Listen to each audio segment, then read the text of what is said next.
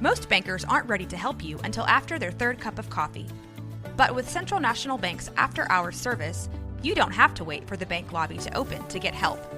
You can contact us from 6 to 8:30 in the morning or from 5 to 10 in the evening, and we'll connect you to a real, live, local person who can answer questions and fix problems 7 days a week. Bank different. Bank Central. Central National Bank. Member FDIC. Hey, what's up, Blazer fans? Welcome to the Blazers Edge podcast. I am Tara Bowen-Biggs, joined as always by Blazers outsider Danny Marang. Oh, hi. Dan, why can't the Blazers defend the three-point shot? What is going on? We're going to go right into that, huh? I know. What you got for Christmas? Chomping at the bit to talk to you about this. Oh, God. I really was hoping I could avoid this for a while. Okay, happy holidays. I hope you had a good one. Hope your family's great, blah, blah, blah, blah, blah. Why can't the Blazers defend the three-point shot?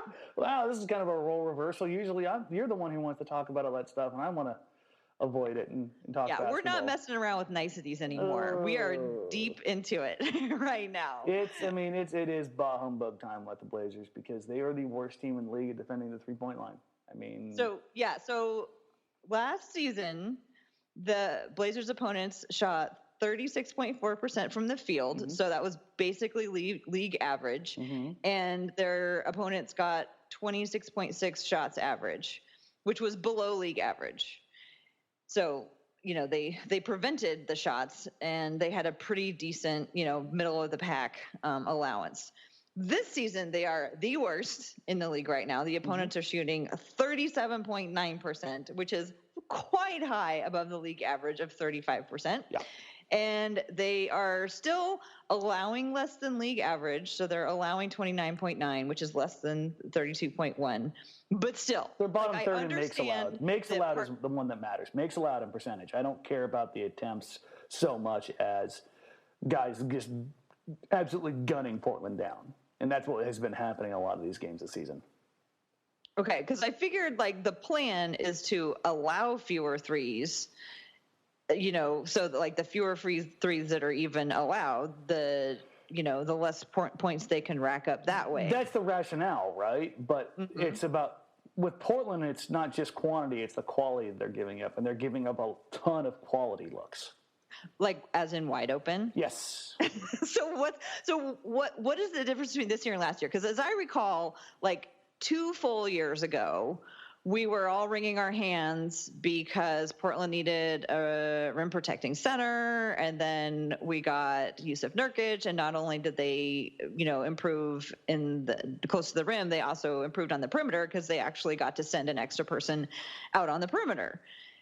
What happened to any of that progress? Yeah, I really wish I knew exactly what was going on. Scheme-wise, things look normal. A lot of it has been effort. So, here's the thing. A lot of analytical folks, people with degrees in, spatial mapping and stuff like that, have tried to figure out the key to defending the three-point line, and there is some luck involved with it, absolutely. When guys like Steph or KD or even a guy like Korver get hot, there's something you just can't do. And a lot more teams now, when they're training, when they're practicing, they're running their offense out. It's not initiating at the three-point line. It's initiating 5-6 feet behind the three-point line. And that extra couple of feet is more distance you have to make up for and recover from further away from the rim. And when you don't have the requisite length and switchability within your roster, those things start to show up. The other part of this is more running back and forth for defenders to try to cover more space. Mm-hmm. And the other part of this, at least outside of the luck factor, is decision making. Specifically, the last 2 Utah games. Tara, what is Kyle Korver known for doing? Oh my gosh. I was just marveling last night at how amazing Kyle Korver has managed to maintain his game. He's 37 years old, and he is still shooting three-pointers. And running like crazy. With his eyes closed and half asleep. Yep. And what should you never do on Kyle Korver? Give him the three-point shot. Go under three-point shot. Go under the pick. Okay. And you know what the Blazers did multiple times last night? They went under the freaking pick. What world do you live in where it's okay to go under the pick on a guy like Kyle Korver or Joe Ingles? Listen, I understand if Ricky Rubio busts your ass on a three, or if Rajon Rondo, guys who have a history of not being competent shooters who have developed into at least passable shooters. Like, I get that from time to time. But it is absolutely, positively inexcusable to go under the pick on a guy who has a reputation as one of the best 10 three-point shooters in the history of the league. And that stuff, that's the kind of thing that's driving me. Like, normally I'm just objective, and I look at things and like, do I get emotional? Certainly. But I when I come back and I make analysis of things, it's objective. You would agree with that, right? Okay. Yes. Okay. Okay. I feel like that's a loaded question because it depends. You know what the answer is? Oh, I'm so excited. The answer is it depends. Okay, fine. But anyway, I think on the whole, Kyle Korver, I think going under the screen. I think on the whole, when it comes to breaking down what Portland does or doesn't do, I'm mostly objective on scheme things. And what has frustrated me, just to an unfathomable amount this season, is that so many times it's coming down to boneheaded decision making or lack of effort. Like, things that just that just like want to make me tear my hair out of my skull. And it's I you wish, see not going through the screen as a classic example of not effort, going the easy way, going under. Well, yeah, absolutely. Like, when you know, like, what's Kyle Korver going to do? He's going to put the ball on the floor and go by you? No. we all know that's not going to happen. All right. So who are the guilty parties in this? I hate to throw him under the bus, but I mean, at this point in time, CJ McCollum has regressed more defensively this year than anybody. It's been bad. Like, and I'm not painting it all on him. Dame has his nights. Mo has certainly had his nights. Aminu has had his nights. Doncic, we were talking about before we went on air, Doncic went right at him and busted him up 4 possessions in a row. Well, to be fair, it was because he was trying to get his life back after Aminu dunked the life out of him. This is very true. Shout out Aminu for an absolutely vicious posterizing. Let's balance that one out. Okay, but my favorite part was the flex and the side eye. Oh yeah, no, he checked all the boxes. Let's be clear. That game was fun. That was a fun game. Yeah, let's talk about a fun game for a minute, because the next thing we're going to do is talk about Golden State. So let's talk about the fun game. Well, like, if we had recorded this on Monday night, we would probably have a much different mood. To an extent, yeah. But I mean, I saw Utah on the schedule, and I kind of figured what was going to happen, and it happened. And I think that's problematic. And Joe and Shane last night, when we were watching it, the question Joe had for us was is this game indicative of a bad matchup? The Portland play a bad game, or is Utah just a better team than them? And I don't care what the record says. I think Utah is a better team, and I think that puts Portland in a weird position, right? Well, I think that a lot of people would say Utah is a team that just has more natural talent. Yeah, that's what I mean. Like, I think up and down, they're a better team. I think they're probably, between them and Denver, they're probably the 2 deepest teams in the league. I guess you can throw Toronto in that mix now too. And it just makes it very, very difficult, especially with how big they are. Like, I mean, you look at all those teams, the one thing they all have in common is they're all big, long teams. But as far as the defense stuff, because we don't want to get too far off track with that, straight line drives, reading picks the wrong way, guys giving up on plays. I mean, the Utah game specifically, not just defense, but getting back to the effort part of it, it felt like Utah got to every 50-50 ball. And that's not something we associate with this team, and that really bothers me. Like, if they were the Phoenix Suns or something like that, or the Hawks, sure, whatever, young team, it's whatever, you know? But with a team like Portland that's supposed to have this continuity and trust and belief, and then not getting after it play after play when you know you're behind the 8 ball, that stuff sucks. Like, and I want to come up with some like analytical reasoning for this, but it's just like, I think that's what's been so frustrating for me this season is there's not a lot of stuff outside of roster composition or analytics that can really be indicative to what's been going on as much as effort and decision making. I think those have been the two biggest problems this year for this team. And I think one of the things that's really frustrating about that is that we have to stop because we can't talk about we have no idea what it is that if it does come down to effort, who are we to know whatever it is that's creating this, let's say, perceived lack of effort? Like we can't talk about that because we just, then we're talking about player's heart, and we can't talk about that. That's indefinable. Yeah. That's not something that we can weigh in on. No. We don't know what's going on. It's and that's the frustrating thing about this whole thing is we can look at the analytics, we can look at the numbers and see what adds up or what doesn't add up, but then we have to stop. We can't say all I want to do is I just want to find out why. Yep. All my instincts are it goes back to, I don't know, maybe it's something about being a mom or just my normal personality is if things are going wrong, I want to stop and I want to get to the bottom of why it's going wrong. I don't want to just put a Band-Aid on it and, figure, and send everybody on their merry way. I want to dig into it and find out what is the motivation that is missing here and how can we get them to tap back into that motivation that we know that they can have, but we can't do that. And that's what frustrates me the most. And speaking specifically on that, the NBA schedule doesn't allow you to do that because you're back at it again and again and again and again. And I think part of the problem with this is the Blazers will get a few wins under their belt and then it's, oh, hey, everything's fine. And then whatever the root of the problem was, people think, oh, maybe it's fine now, and then the same issues rear their head again. So clearly the root of the problem hasn't been addressed. Yeah, but can you also kind of look at that the other way? Because everything does appear fine, and then one bad thing goes wrong, and all of a sudden we're all calling to trade everybody, and we're calling for everybody's heads. I mean, so much of the challenge, I think, and probably with the players and with the coaches and everybody with the organization, so much of their challenge is to stay even keeled when the storm is raging around them. And we've been talking about this part of the schedule since the schedule came out. You zeroed in on it, as soon as it came out and said, look at what December is going to be. And right now they are in an every other day for over 10-day pattern. And we're right in the middle of it. We knew it was going to be hard. We knew it was going to be miserable for them. And so here we are right where we thought we would be. So why is everything on fire? Why am I hearing, people, I mean, you said it earlier when we were talking, so many people are so upset and so mad and frustrated. This is the most upset I've seen people in a while. And I don't think it's we knew this was going to come. It's not that they're losing, Tara. It's how they're losing. Okay.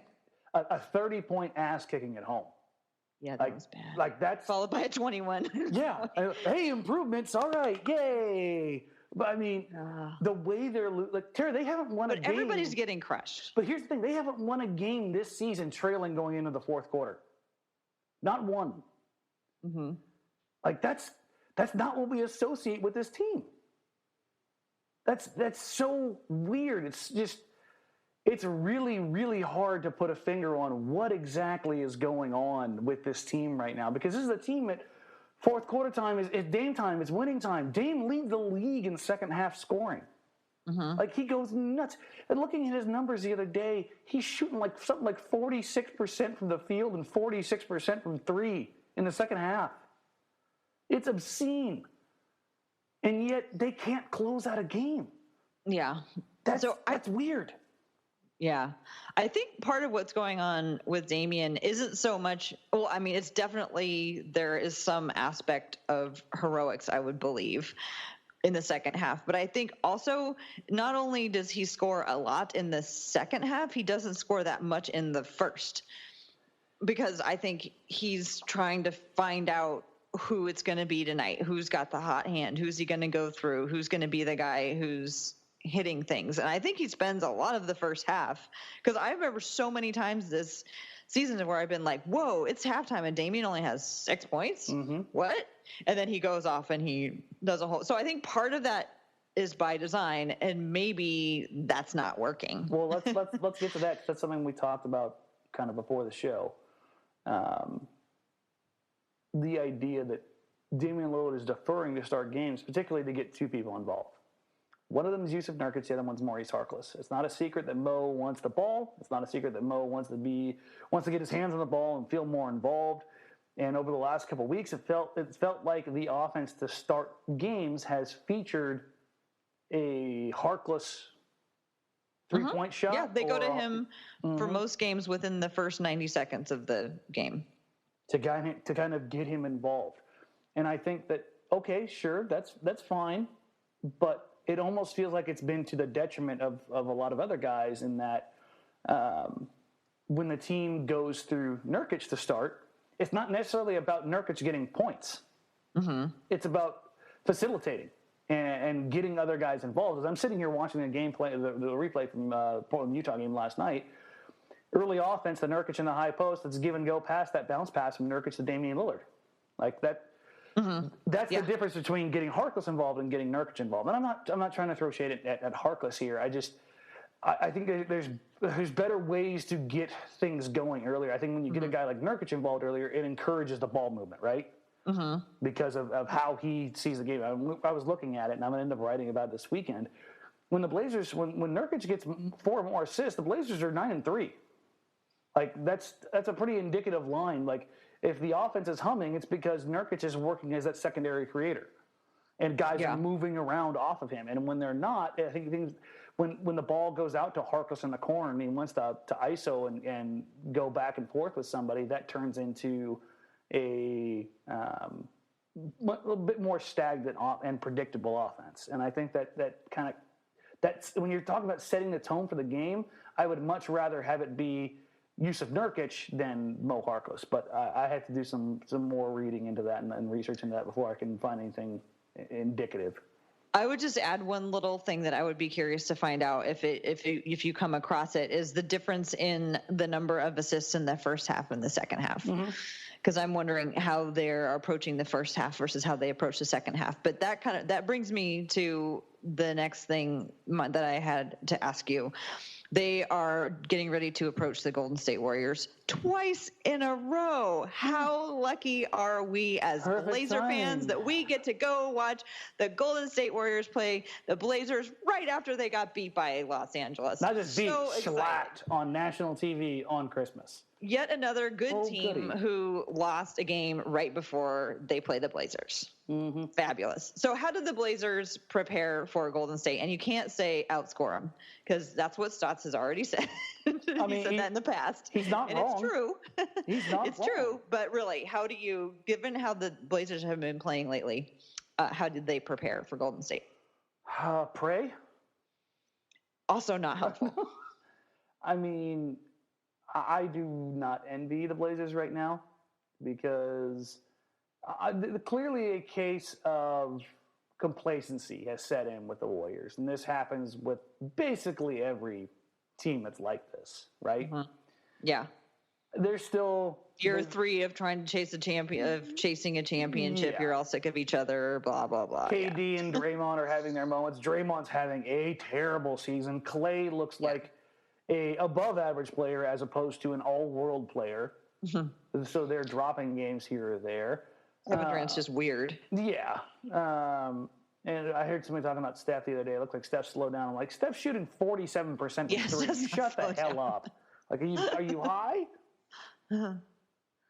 But so I mean, the Blazers. I mean, they're obviously what do their film sessions look like right now? Because they don't have time to practice, but they have time to look at film, right? So are they just sitting there in the plane looking at effort plays and looking at them going under screens against Kyle Korver, or is there something else more concrete that they can at least mentally prepare for when it comes to the Warriors?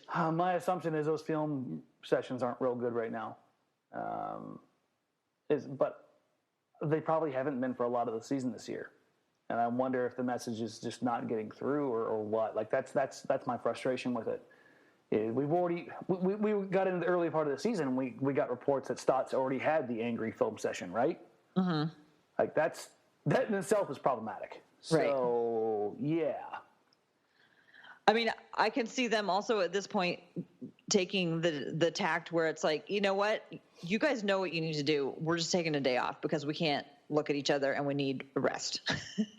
There are 10, 1, 2, 3, 4, 5, 6, 7, 8, 9. There are 9 games every other night, bookended by back-to-backs. Mm-hmm. I mean, we knew this was gonna get ugly. So I almost am afraid to make any big declarations about the state of the team. I see what people are saying.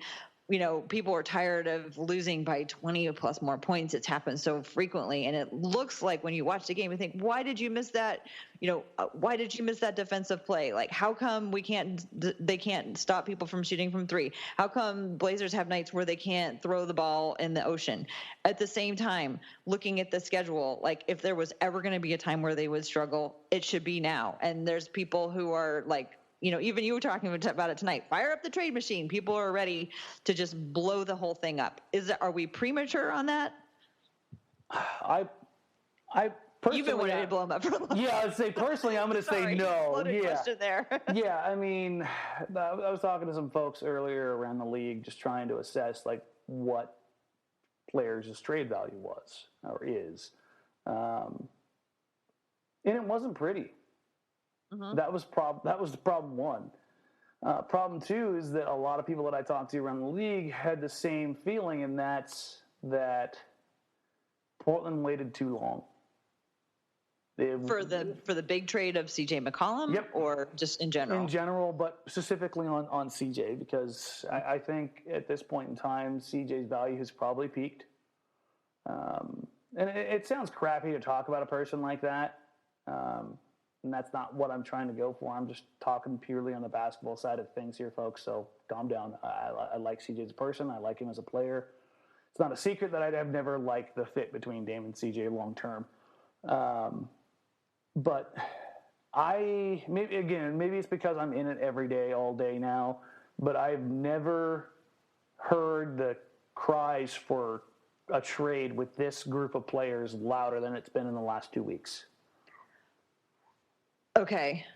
And I remember almost exactly this time last year thinking that we were going to have to call Dave on for an emergency podcast because people were calling for stats. Yeah. You remember that? Well, yeah. Almost exactly this time last year. Well, the reality was that was a scary time. Mm-hmm. I'm not going to get into specifics, but it was closer than people probably think. Mm-hmm.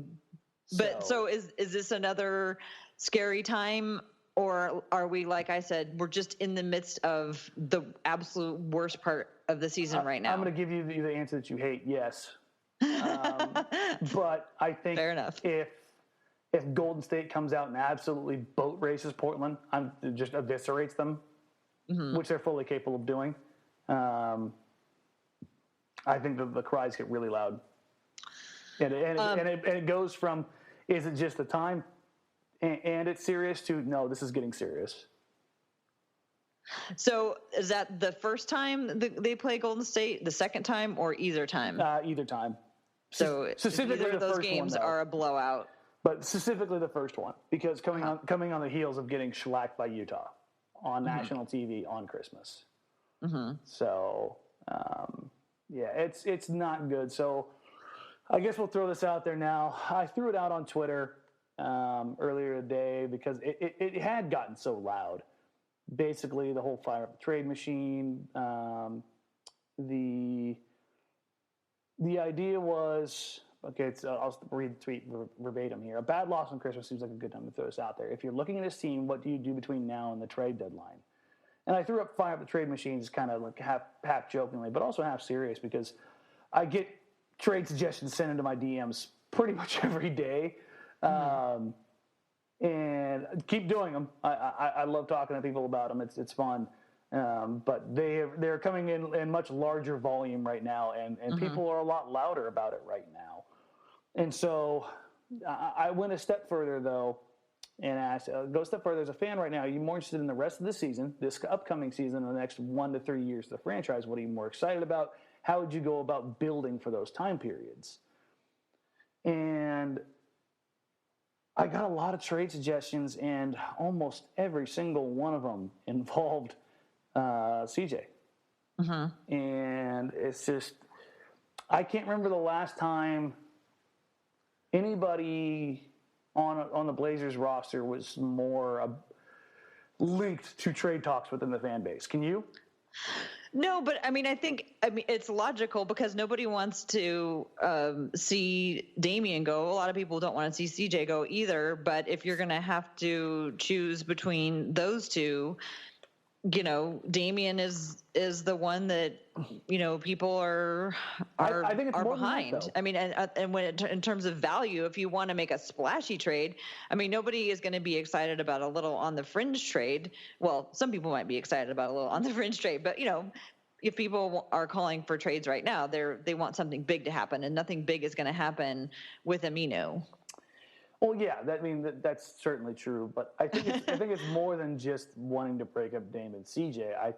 I felt over the last couple of weeks that more and more people are wanting to see CJ traded.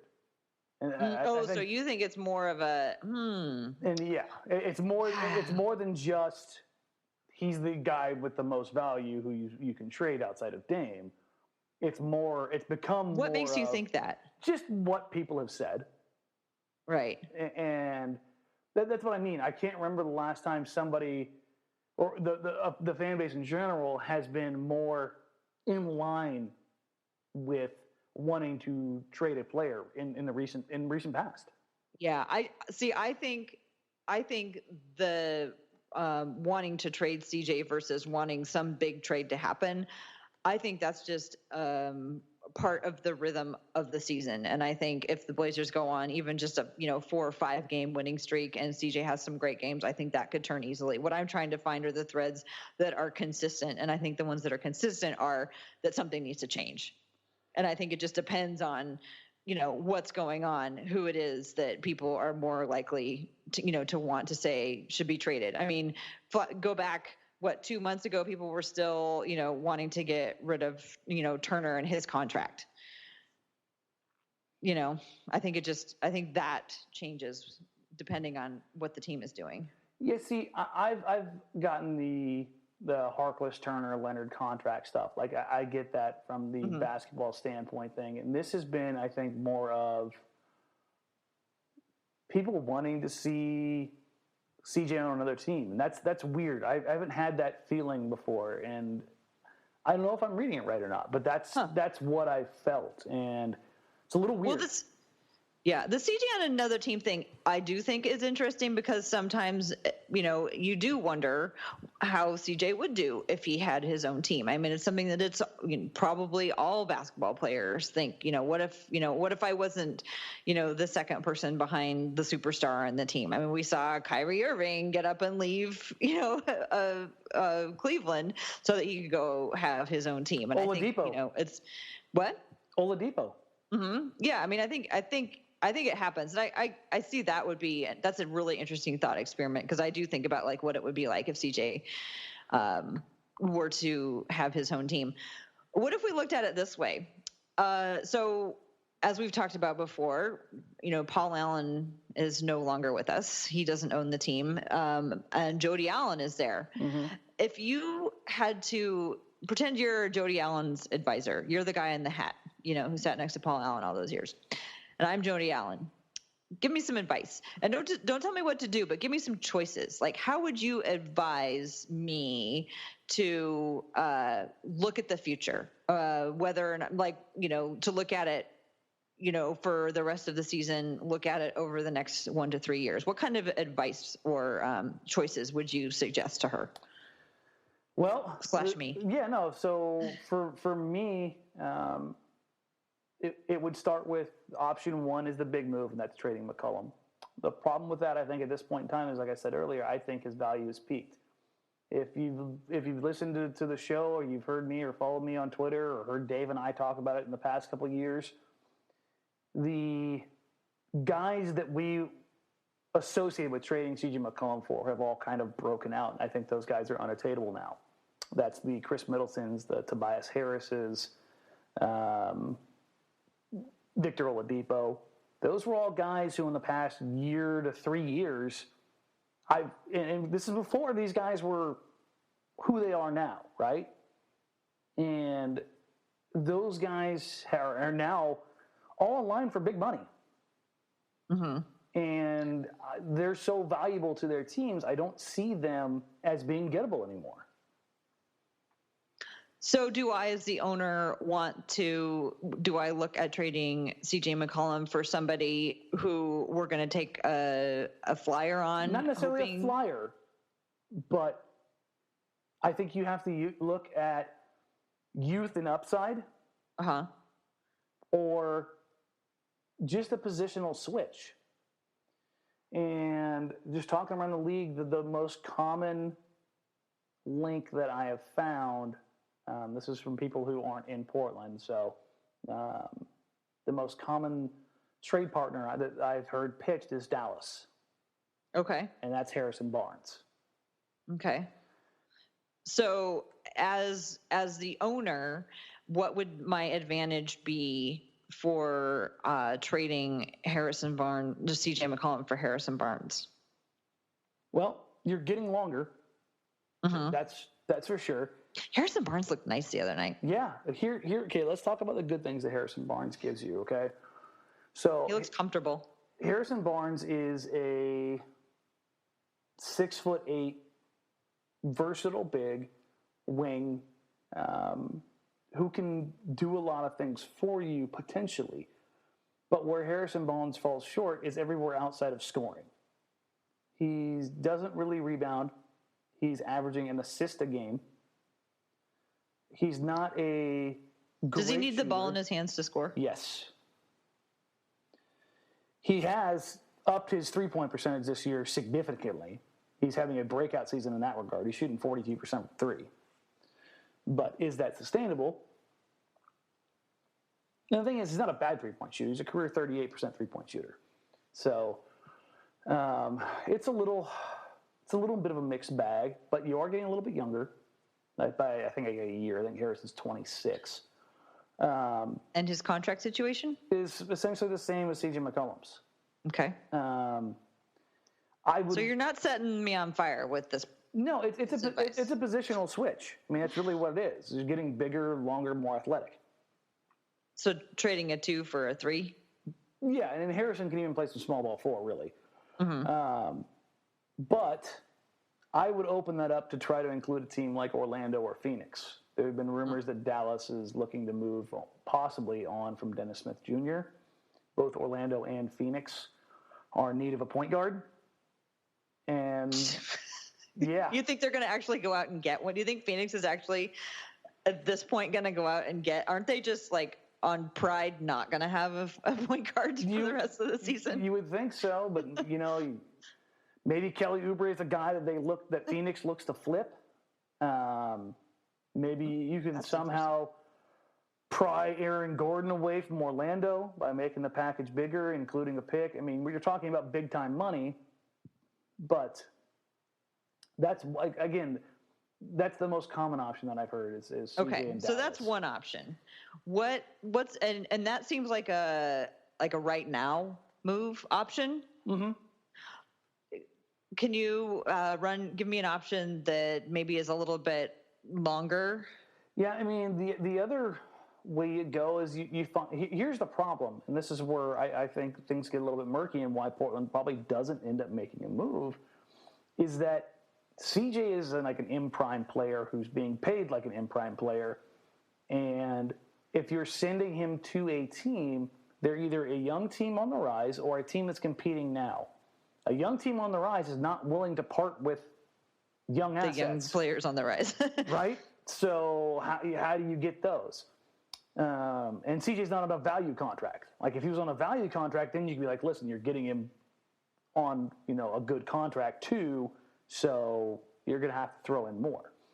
And if you're sending him to a team that's win now, what assets do they have that are really going to help you? Like, what does a first-round draft pick from the Boston Celtics mean? It doesn't mean anything, right? Same for the 76ers. And that's where it gets a little bit weird. And if you're doing that, you got to find the right trade partner to get the right assets. And I think right now, don't get me wrong, there are plenty of buyers. But what is his value? And this is why ultimately I think they're going to end up sticking with CJ over the long run. And it just puts Portland in a bad position. So do you have an option that involves other players? I mean, yeah, there are plenty of options, but again, they become those lateral moves. And like we've talked about it plenty. Trading Alfred Aminu to get under the cap, right?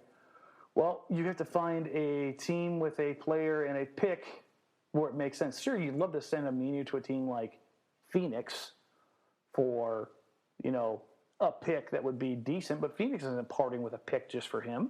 Not an expiring deal. You got to find a team. That's the problem, is the way things are lining up right now as far as assets, draft picks, cap flexibility, necessity versus need. None of it really lines up well for Portland right now. Okay, so moving off of CJ, what about some of the players who actually this year have been playing better than they have in the past? They're still not like, top tier NBA players, but guys like Turner and Leonard, who for years have been, the butt of everybody's jokes about their contract, but are now seeing the floor being used in a different way and actually performing, perhaps not up to the, what people consider, their contracts are, but certainly better, and are certainly showing that they do have skills that they haven't shown for the last couple of years. Are they attractive to anyone? I think Evan's still a year away. I think Myers is approaching that point. I think for the right team, Myers could make sense. Mm-hmm. I still think to move Evan, you're going to have to be in his final year of his contract, just because of the extra money. And because you have to fit things around him to make it make sense, right?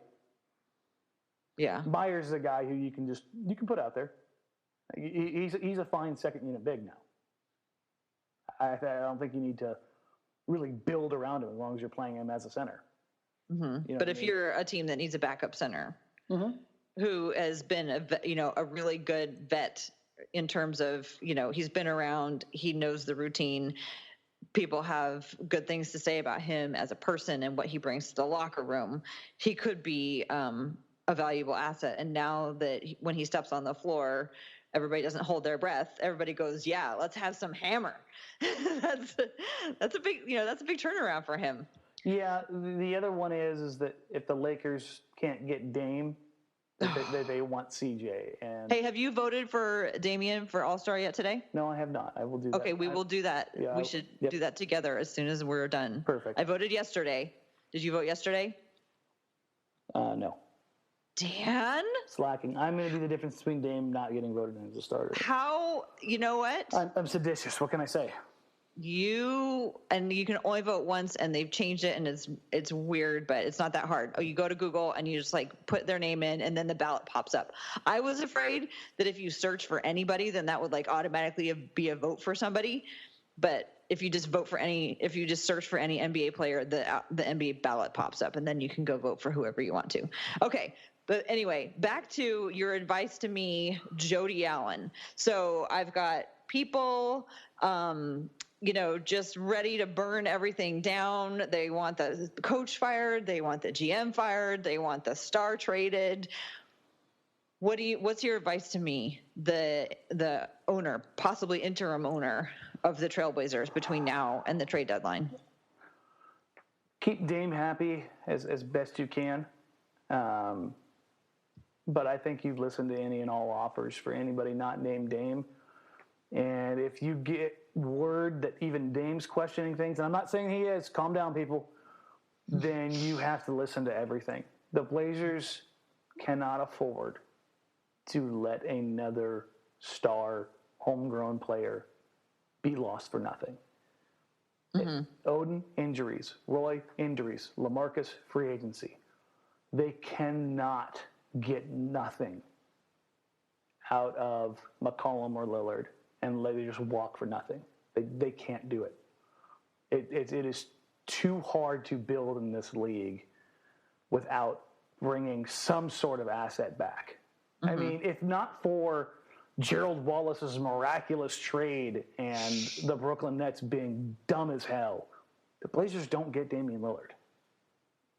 So you can't hope and pray that there's another King or Heineken or somebody out there to just going to make a really stupid decision for you. Okay, well, on that happy note, let's talk about Ed Davis. All right, let's go ahead and talk about some happy things. Oh, wait, no, Ed is gone. Oh, so I think most people who follow the Blazers have probably by now seen James Herbert's article about Ed Davis. It actually came out last week. And to no surprise, I think anybody here in Portland, it was a glowing portrait about how Ed Davis is probably the best teammate in the entire league. And my heart hurt when I tweeted it. I told everybody, guard your hearts. If you're going to read this, it's going to hurt. Okay, all that having been said, I was still shocked by the amount of people who are still super mad about this trade, because maybe, I don't know, maybe I don't care enough or something. But when I look at the situation removed now several months, I want to know how much, like, would the Blazers be in a better place right now when you're considering building for the future? Would they be in a better place right now if they had re-signed Ed Davis? Honestly, financially, no, because then you're looking at, what it would cost and the luxury tax and all the implications that come along with that. Personnel-wise, locker room-wise, morale. I mean, if you read the article, everybody who's been associated with Ed Davis misses him. They want him to be a part of the team. Even Dame is talking about, I hope we can still bring him back. Right? I know. That was just like, oh my gosh, get us all hoping again. That just seems so cruel. But I hate to, because he's not the difference between this team being good, bad, or otherwise. It's just in a season where already some of the questions about heart, hustle, energy are being asked. Mm-hmm. I don't think those questions are being asked as much with Ed Davis around, right? Yeah. Yeah, no, I see what you're saying, and we at least still have Ed Davis. We still have everything that he brought to the team. But here's where I was going with, and I don't know, maybe I'll lose a bunch of friends over this. I don't know, but when I was thinking about it, trying to be objective, so if the Blazers pay Ed Davis, $4 or $5 million, they don't get either Curry or Stauskas or whatever, but then they have Yusuf Nurkic, Myers Leonard, Ed Davis, Zach Collins, and even Biggie Swan again. They have all of those guys, 4 of those 5 guys competing for minutes. Myers is probably still sitting on the bench. Mm-hmm. Myers is probably still sitting on the bench making $11 million and not out there showing anybody that he has something to contribute, and therefore not being, inviting to any teams should the Blazers try to make any moves. You see what I'm saying? Oh, I mean, there were the jokes, and there's some truth in every joke about how not re-signing Ed Davis is forcing Terry Stotts' hand to play Myers Leonard and Zach Collins. Well, right, but at least, I mean, wouldn't you rather, if you were a cold-hearted person, leaving aside how much we all love Davis and would love to have Ed Davis back here as part of the team, but when you think about it in terms of cold, hard cash, if Ed Davis is on the team, then Myers Leonard is not playing, and he's making so much money, and the Blazers are not maximizing the value for the money that they have invested into these players and the team. Yeah, I mean, that's 100% honest. I mean, that's the reality of it, and that's the problem. So why can't we move on? No, I get it. And we had somebody talk about this in the comment section during the show the other night. It's like, we can't go a week without reminiscing about how losing a role player has been so detrimental to the team, yada, yada, yada. And I'm like, yeah, I get that. But I think in a season where we're questioning a lot of things, the comfort that a lot of people find in a player like Ed Davis and what he meant to the team as far as not just the basketball side of things, but I don't even know what to call it. It's just the comfort and solace that you found in a guy like that, maybe because it was his relatability. I don't know. I don't relate to a lot of 6'11" dudes who are uber athletic. I've never played one of those, but it's just something about him or that player type that people get really attached to. And I've heard a lot of people say, well, guys like the Blazers, like Noah Vonleh. We were talking about him the other night because he had like 15 and 14 on Christmas. Blazers should have kept Noah Vonleh. He should have gotten more opportunity. I'm like, really? Noah Vonleh should have gotten more. The dude that started 60 games and played 18 to 20 minutes a night should have got more opportunity. No, you gotta earn that at some point in time, man. Like, I think there's some truth in that. Portland fans get a little wrapped up in those guys from time to time and worry about some of the smaller picture stuff, as opposed to the big picture stuff, which you were talking about in maximizing the cost associated with signing Myers Leonard and trying to maximize what he is and what he brings, right? Mm-hmm. Well, and same with Evan Turner. Yes, exactly. If they paid for Shabazz Napier, would they have just run back the same, split Dame and CJ? Would they have decided to put the ball in Evan Turner's hands? And would he be now out there, showing that he's, producing? Mm-hmm. He's producing. He's doing something that's more natural to him. And, he's not producing a ton, but he's producing more than he was. And I think he's showing us that his ceiling is higher than we thought it was, at least initially, like that first year when he really struggled. Yeah, I mean, we've talked about this with the detriment of Seth Curry, right? And I think over the last 2 weeks, we've seen Curry kind of arrive because he's had the ball in his hands a little bit more, and Evan hasn't had as much, right? Yeah. So that's going to be that constant dynamic, and that's what we're talking about when you're trying to talk about trading Evan Turner. Is you have to have a team that's kind of built around him. You have to have 4 guys around him on the floor, where he's basically a 6'7" point guard. I mean, that's realistically that's what he is. It's what he was at Ohio State. For everybody to think that was somehow going to change, that a guy who's played a certain way and a certain style his entire life. Listen, I look at Evan Turner the same way that I look at like Sean Livingston. I mean, that's realistically what he is. He takes advantage of mismatches in the post, has a decent mid-range game, has the ability to create off the bounce for himself, and is a nice playmaker. Like, I just, for anybody to look at Evan Turner any other way than that, it's a little bit weird. Like, why? Nobody's out here yelling at Sean Livingston. Why can't Livingston hit threes? It's not who he is. It's not what he's supposed to do. And that just kind of goes back to the point of Portland needs some changes. And that's why listen, I know it's beating the drum or, ringing the bell, whatever the hell you want to call it, when it comes to me and talking about wanting changes on this team. I've been saying it for 5 years. Like, it's just that's where I've been, and I'll continue to be that until something drastic happens. And by drastic, if CJ McCollum suddenly became Steph Curry 2.0, I'm not going to start wanting to break up Dame and CJ. That's a change that you would consider a good change. Yeah, and be happy with. I mean, it's just kind of what it is. It's just I don't see where the growth is going to come from. Like, everybody keeps talking about how, well, Zach Collins is going to be this, and I'm like, well, he could be in a couple years.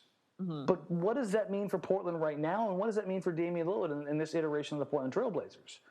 And that kind of leads me to my next point, which is something you want to talk about. Your spicy little take here. You want to see more from Anthony Simons. Right. Well, I mean, I was trying to think about ways that they could change things up if their hands are tied and they are, don't have much to bring to the trade market, to the trade market that anything that people want. Get Anthony Simons out there. Okay, so if you're going to do this, and I'm not sure where I sit on this yet. Who are you taking minutes from? Because you've got 2 guys that really aren't looking to be factors on your roster going forward after this year in Stauskas and Curry. I don't think Portland is in the market to re-sign either one of those guys. Maybe Stauskas does on another vet minimum. I don't know. But who are you taking minutes from to give Anthony a chance? So I'm only talking like 7-8 minutes. Probably a little from Curry and a little bit from Seth. Maybe even a little bit from Curry and from Seth. What? A little bit from Curry and from Seth? Curry and Seth. Man, Seth's getting hosed here. You know what I meant. Seth and Sauce. You went full Stauskas. Diplomat there. A little bit from here, a little bit from there. No big deal. Yeah, I might. And maybe a minute from CJ, or maybe a minute or 2 from, shared between Dame and CJ, because Dame is still up there in minutes played in the NBA. And at some point he's going to get tired. Yeah. So I'm not saying sub him in for him, but I think that a minute could come from here. Yeah, I'm definitely a few minutes here, a few minutes there. I'm not just like at this point. A couple weeks ago, I might have been like, just take them all from Seth Curry. But I like how he's been playing lately. I like how he's been playing with Evan Turner, like you were saying. I like that Evan Turner still stays on the floor and is there to handle the ball if Seth gets himself into trouble, because he sometimes does get himself into a little trouble. But he's also, gotten better with hitting. But I just think at this point, last year they gave Collins a chance to step out on the thing. And I'm more interested in the future of these young guys who are going to be around than what's going to happen with our guys who are on 1-year minimums, or, guys who are soon enough going to be. You heard it here, folks. Tara's giving up. What? So you heard it here, folks. Tara's giving up on the season. How does that? So you bring up a really interesting question, because the other thing that you asked about, read me the other question you were asking, the tweet that I know was meant for me. The optimist tweet. Yes. Where is it at? Hold on. Okay, this one is specifically for the optimists out there. What specifically are you excited about and are committed to with this Portland team? What are the good things that you see, and what keeps you believing this team will make it to 50 wins and a step further in the playoffs? Let me still go and frame this for you, because I still have people who text me, DM me, send me messages on Facebook, whatever. I don't know how you don't see this team as a 50-win team. This team's going to win 50, 50, 50. And I'm like, I don't see it. I just don't. And so please, enlighten me. Okay, well, I am not I'm not going to represent the 50-win team, 50-win team people, because I'm not a 50-win team people. Where I was going with this is, I enjoy the Blazers in a different way than you enjoy the Blazers, because as we've discussed before, I am not as much about winning as I am about the whole story. I watch basketball because I think it's interesting, because there's a lot of things to learn about it. There's a lot of things that I don't know, and every day is different and every game is different. And I'm always learning something new, either about the game, about the players. Surprises happen all the time. It's constant entertainment, but that is why I watch the game, and that is why watching the young players at this point is more interesting to me. I'm not saying I want to watch the young players because I'm ready to tank, if that's what you're trying to get me to say. I'm saying because to me that is an more interesting storyline than what we are seeing currently, and I think a lot of people are tired of the game that they're watching right now, and most people are tired of it because they want to see wins. I happen to be somebody who just wants to see something different, because I think it's more interesting to see how the team would adapt to something different like that. Tara the Tank Commander's got a nice sound to it. Do not go around telling people that I am tanking. I've said all kinds of things. I'm going to lose so many friends after this episode goes out. They're going to say that I don't want Ed Davis back. They're going to say that I'm tanking. Oh my God, what have I done? Okay. Oh, well. So the Blazers are sitting, just so we're talking about that 50-win team, Blazers are sitting at 19 wins through 34 games. So they need 31 wins in, 48 games? You know what? I also don't think you should disparage people who are hopeful for a 50-win team. I don't think it's going to happen. But if people want to be hopeful, I've heard people out there say that the fans have got to come down harder on this organization, and I think they do. You may agree with that a little bit. Tara, they have to go 31 and 31 and 17? 30, that's a stretch. 31 and 17 right now to hit 50 wins. But am I a bad fan because I want to be hopeful that they're going to? I don't begrudge anybody for being hopeful. I don't begrudge anybody for being hopeful. But just lock in and just fervently believe, despite everything to the contrary, that this is a team that is primed to make another leap. I have trouble buying that. Mm-hmm. And I don't know what that says about me. Some psychologists probably call me a sociopath. I don't know. But I just look at that and I'm just like, I wish more of the fan base. I don't want everybody to be angry all the time. I don't want everybody to be pissed off all the time. But I would like to see more accountability. I absolutely would. I would like the fans to demand more of the organization, to demand more of the players on the floor. And in the off season. And how do fans do that? By not going to games, by not buying tickets, by writing strongly worded emails? What does that look like? I mean, it's all of those things, but it's also being active and asking the right questions and questioning things that people, I think, have been afraid to question in the past. Or, like, the one thing that always gets me in that is that a lot of the blame gets heaped at Damian Lillard a lot. And I'm like, y'all are going after the wrong guy. When this is all said and done, Damian Lillard's going to probably go down as a top 100 player of all time. Like, I'm pretty comfortable in that belief. Not if you're not voting for him for All-Star. Yeah. But this idea that he's the one to hang this stuff on is a little weird to me. Yeah, I don't know that I've seen that. Who's blame? Like, what are they? I see it nightly. People saying, but what are they? What's the accusation? It's ISO ball. He doesn't get guys involved. He's not a great leader. I'm just like. And are those like regular people who watch the games all the time? Or are those people flying by? No, I mean, these are regular people that talk to me regularly, and I have people that come out of the blue saying these things. And one thing I've realized that I have got to stop accepting random friend requests on Facebook from Blazers fans. Y'all are crazy. But no, seriously, if you send me one, I'll still accept it. But yeah, it's just, I don't know. Like all I do know at this point in time, Tara, with how this season is going, is that I have enjoyed this season less than probably any in the past 6 years. You know what I enjoy the least about this season is everybody telling me how little they're enjoying the season. That's what I mean. It's becoming prevalent. Remember how excited we were at the beginning because they finally got off to a great start? Yeah, and then I just think we need to remember that we are in the middle of the worst part of the schedule right now. I just think it's not worth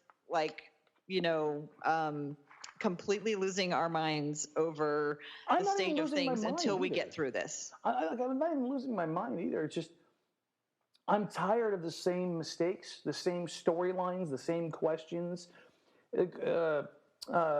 James Hollis, Snotty Drippin, threw out a question the other day of reply to your team or with your team in a GIF of this season so far. And I replied with a freaking hamster on a wheel. Because it just feels like it's the same questions, the same storylines, the same problems. And it's like, for 3 years, I'm just tired of it. Give me something, give me hope, give me something new, give me something different, give me something to believe in. And it's just, I think you're asking a lot. Okay, I get it. I hear where you're coming from. Do you? You want something exciting and different to happen.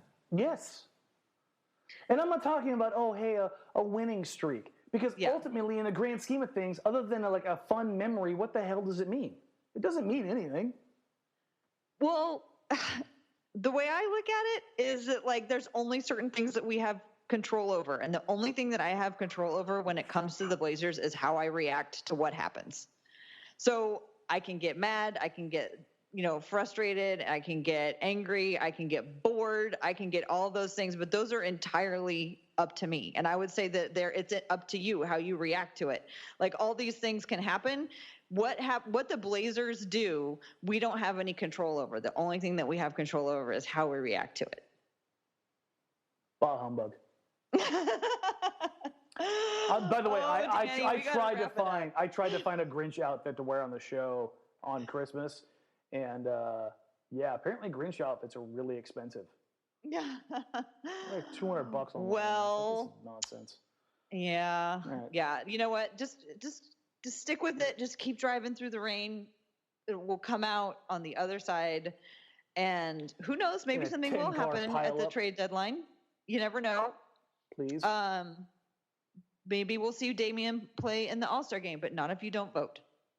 Fine. And all of the listeners of this podcast and all of the readers of Blazers Edge. Damian Lillard #NBA vote. Oh no, NBA All-Star. No, that's not how you. No, there's a whole different system this year. Oh, is it? Yes. Okay. So here, do this while we're on there. Okay. So go to Google and type in Damian Lillard. Oh, that's right. I did see this. And the ballot will pop up. I'm so glad I'm explaining this to you and I didn't let you just go do #Damian Lillard because that would make sense because that's how it's been done in the past. But now you have to either vote on NBA.com or through this new Google wizardry. Yeah, thing. I wonder how much money Google's paying for this nonsense. I don't know. But like I said, the only thing that we have control over is how many times we vote for Damian Lillard and how we react to what's going on with the Blazers. Otherwise, we just have to wait it out. Excuse me. We did have the article by Dan Favale from Bleacher Report. He said that Lillard will not get snubbed this year, but he will make it as a reserve. So that's another one in my column. Well, that's better than being appointed as a injury replacement. I want him as a starter, and I'm not going to give up until it's over. I got to believe in something. I know it's a stretch. I know it is a long shot, but that is another way that I'm entertaining myself this year while the Blazers are maybe struggling. Yes. You entertain yourself with your TV show. I will entertain myself by voting for Damian Lillard on all of my different accounts, on all of my different browsers. You've got Google burners. All right. Yeah. God. Well, let's wrap it up. All right. Let's see. So programming note, obviously we probably should have started off with the programming note that, hey, we didn't come out at the beginning of the week because we had the holidays. Because so the What podcast usually drops on Thursdays. I'm going to delay that by a couple of days. And then you and I will be back. We have to figure out, because we have a Sunday game again. So we will figure that out offline. But we'll get back into the regular rhythm of things. It won't be a Sunday night game going into overtime with a late start that gets me home at 12:30 at night. So I don't think it'll be a problem. Yeah, that was a long night. Yeah. Well, let's also remind everybody that it is the season to donate tickets to Blazers Edge Night, which is going to be in March. So if people have extra tickets, if they want to purchase tickets to donate to that game in March for so that kids who otherwise might not have a chance to go see a game, you can go to the blazersedge.com and find the article that gives you instructions on how to do that. We're going to try to send 2,200 kids and their chaperones this year. Should be great, and I have no doubt that the Blazers Edge readers will come through. I'm trying to figure out what I'm going to pledge this year, Dan. Do you have any ideas yet on what you're going to pledge? I've already given 10, and I want to give more. And I was thinking about this earlier today when I was talking about all the trade talk. Like, I was going to tier certain players, and depending on which player gets traded, that's how many tickets I'll donate. But I think that's too. It hinges too much on Portland making a move, and I don't think it's going to happen. But I'm going to come up with something because I want to donate as many as I can. And the cool thing is that I get paid to watch this team, to talk about this team. And so the least I can do is give back so more people have the opportunity to go out and enjoy this team and have fun with it. So I'm going to come up with something. But, yeah, I want to nail it down and have it be something good. And I want to get everybody else kind of participate in it too. So I'm going to come up with something here in the next week or so. Well, I think I'm going to pledge for every alley-oop. Thanks for asking. And I haven't figured out. I'll have a minimum at least.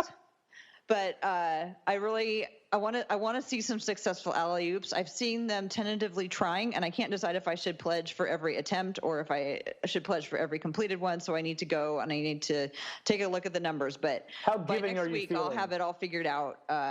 If it's per attempt or per alley-oop or whatever I'm going to do. Yeah, because if you're feeling giving, go by attempt. If you're feeling a little thrifty, go by completion. Because, God, no one outside Evan Turner. That's not true. Nick Stauskas has thrown a couple decent ones too. But the lobs, that's my quiet beef of this. Well, and sometimes it's hard to know whether or not that was an alley-oop attempt or if it was just somebody throwing Seth threw one to Myers that was Myers realized it was an alley-oop because it looked like a floater when it came out. And Myers oh crap, I got to grab this and hammer it down. Yeah. So if anybody has any other suggestions, or if anybody wants to, tweet at us or write in the comments what they want to pledge for Blazers Edge Night tickets, I think that would be fun. And we'll get yours all figured out next week too. Perfect. What do you guys have coming up for what? Let's see. I've got a couple of episodes that I'm not far enough into production of yet to talk about what they're going to be about, because I don't want to, jinx anything, but I'm super excited about them. So we do have a What meetup coming up on January 13th. So if people want to come and watch, or is it the 14th? Shoot, I don't have my. 14th is the Kings game. Is it the Kings game? It is. I think it's the Kings game. Okay, so that's the 14th, because that. I'll send it to you so you can put it in the show notes. There you go. Perfect. And I'll start tweeting about it very soon. I think it is the. Because we'll both have things going on that night. Because I'm going to have Dave Dufour, Coach Dave, on the Blazers Outsider show that day. He's coming in town to pick up a puppy. Oh, cool. Yes, it'll be fun I want to meet him. You can come on down after the show, after the game, if you guys want, and you're more than welcome to hang out and watch the post game in our cavernous studio, and that is not nearly as fun as the Rialto. All right, so go ahead and wrap it up here. Tara, go ahead and let everybody know where they can find you.